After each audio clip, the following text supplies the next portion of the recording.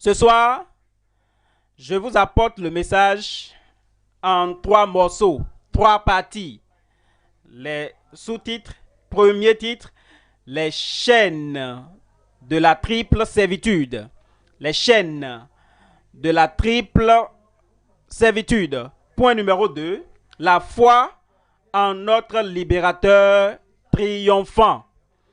Il y a quelqu'un ici ce soir, il est vrai, il peut être invisible, vous pouvez ne pas le voir avec vos yeux naturels, mais avec les yeux de votre cœur, vous pouvez le voir, il est juste à côté de vous là, juste à côté de toi là. Il est celui qui libère. Il est celui qui libère de la servitude. Il est le guérisseur. Il est le rédempteur. Et pour toi ce soir, tous les jougs dans ta vie, toutes les servitudes de ta vie, il va les affranchir au nom puissant de Jésus. Troisième point maintenant, notre liberté avec un triple avantage.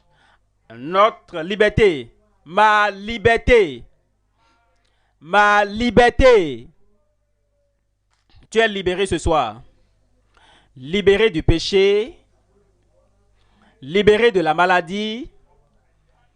De l'oppression, l'oppression satanique. Tu seras libéré ce soir au nom de Jésus. Allons maintenant au premier point. Les chaînes de la triple servitude.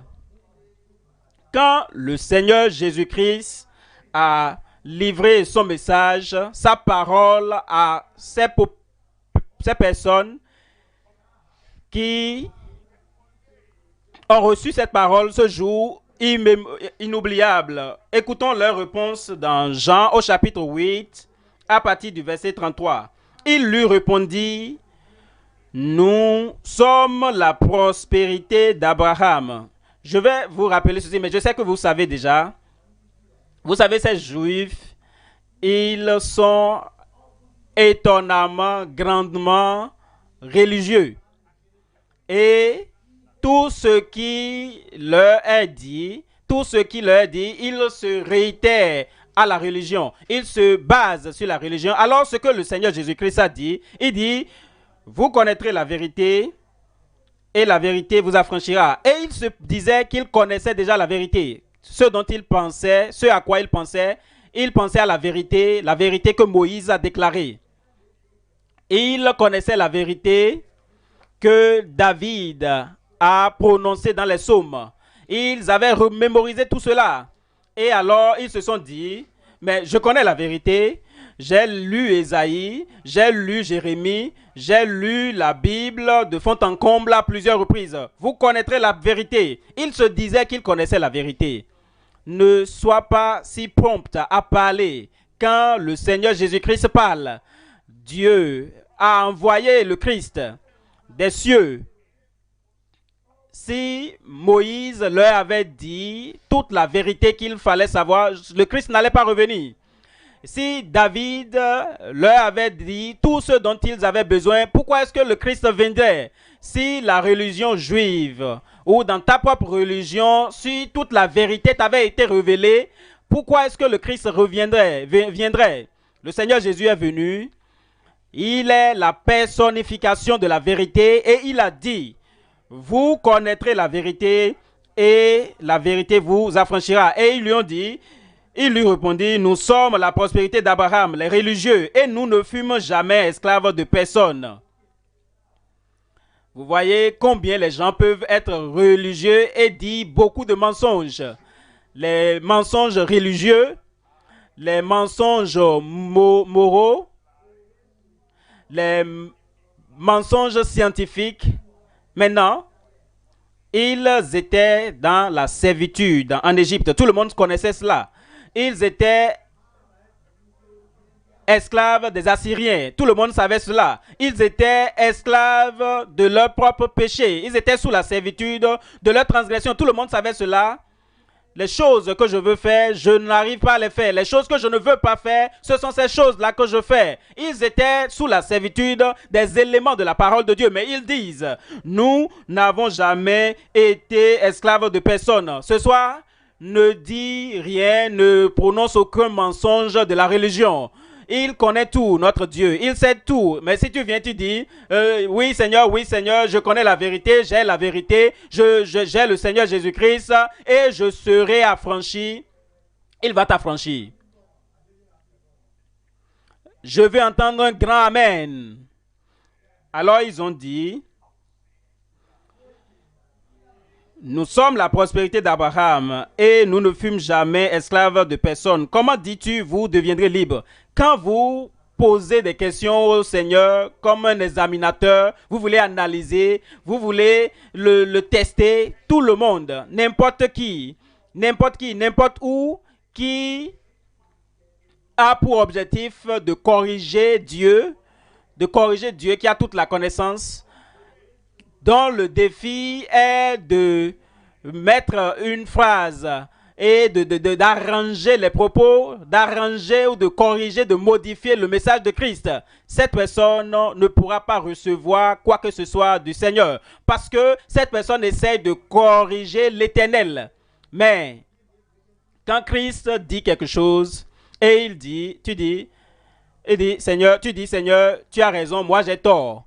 Tu es le sauveur, je suis un pécheur, tu es le guérisseur, je suis le malade, tu es celui qui délivre, je suis celui qui est sous la servitude. Quand tu acceptes et tu dis, Seigneur, tu as raison, moi j'ai tort, alors ton salut va venir, ta délivrance va venir et ta guérison, ton miracle va venir au nom de Jésus.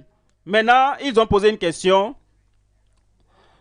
Comment dis-tu, vous deviendrez libres? Allons au verset 34. Le verset 34 dit, en vérité, je vous le dis, leur répliqua Jésus. Il n'y a pas de question à laquelle Jésus ne peut pas apporter de réponse. Toutes les questions de ta vie, toutes les questions dans ta famille, toutes les questions dans ta faiblesse, toutes les questions dans ta paralysie, la paralysie de ton cœur, la paralysie de ta pensée, de ton esprit et de ton âme, toutes les questions que tu as ce soir, le Seigneur Jésus-Christ apportera une solution.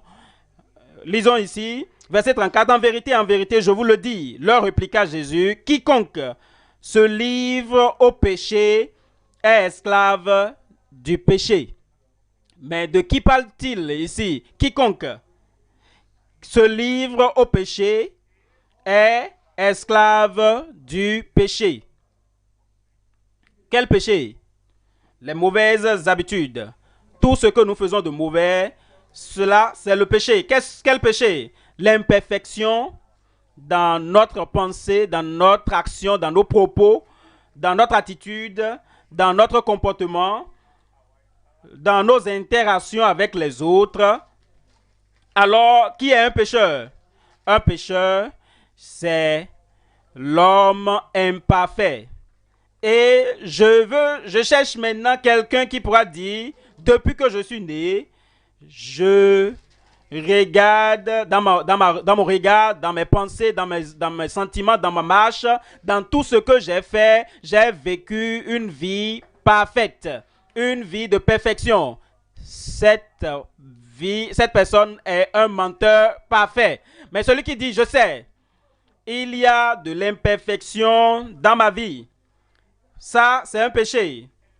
Quiconque se livre au péché est esclave du péché. Alors, au verset 35, or, l'esclave ne demeure pas toujours dans la maison. C'est-à-dire, si nous ne venons pas à Christ et nous ne lui laissons pas de s'occuper de toutes les batailles perdues de notre vie, nous savons, je vous le dis, chacun a un homme interne, un homme intérieur qui agit. C'est le moteur qui nous fait mouvoir. C'est la batterie. Quand la batterie fonctionne comme il se doit, alors cela fait de nous, c'est ce qui fait du téléphone un téléphone fonctionnel. Mais parfois, nos batteries sont mortes. L'homme interne est mort. L'homme intérieur est complètement mort. le moteur est complètement mort. Et parce que la batterie est morte, qu'est-ce que tu peux faire? Qu'est-ce que je peux faire? Qu'est-ce que nous pouvons faire? Alors, nous venons maintenant avec la batterie de cet homme intérieur à Christ. Ce soir, il va recharger ta batterie. Ta vie sera renouvelée. Ta vie recevra la puissance, une nouvelle puissance. Au nom de Jésus. Dégagez.